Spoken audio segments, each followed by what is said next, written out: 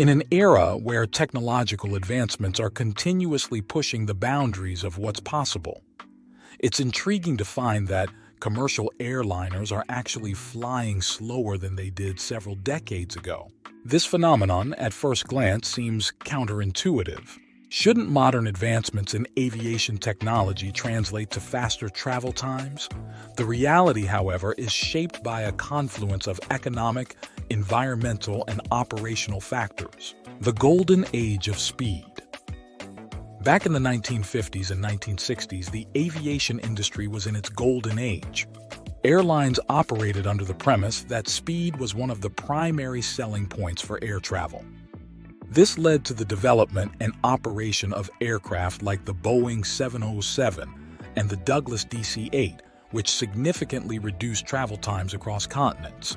The pinnacle of this era was the introduction of the Concorde in the 1970s, a supersonic jet that could cross the Atlantic in just under 3.5 hours, compared to the 8 hours or more it takes today on a subsonic jet.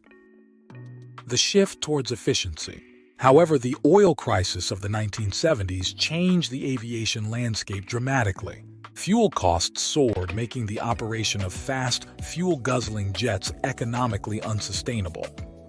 Airlines and aircraft manufacturers shifted their focus towards fuel efficiency, leading to the development of aircraft that prioritize miles per gallon over miles per hour.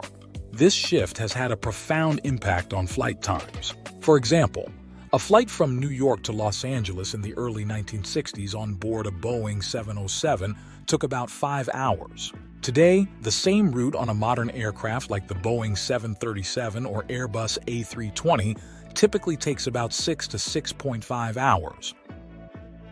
Another example, flight from New York to Houston in the 1970s took 2 hours and 37 minutes, but today it takes 3 hours and 50 minutes.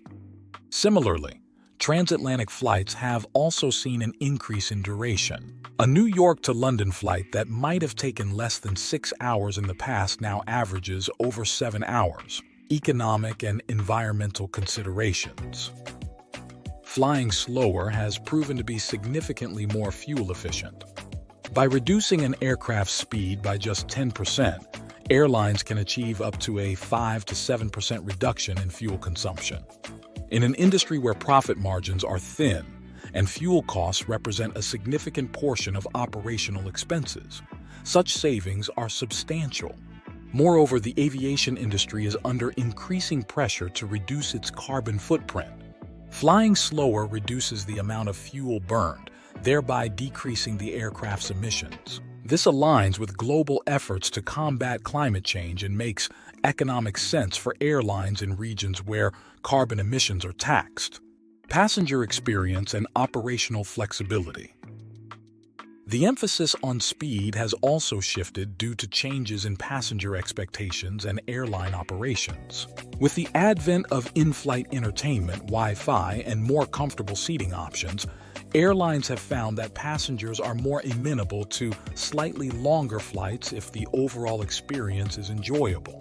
Furthermore, flying slower offers airlines greater operational flexibility.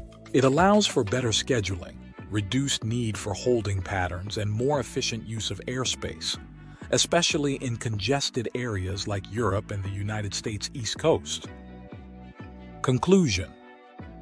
While it might seem like a step backward, the trend of airliners flying slower is a response to the complex interplay of economic, environmental, and operational factors.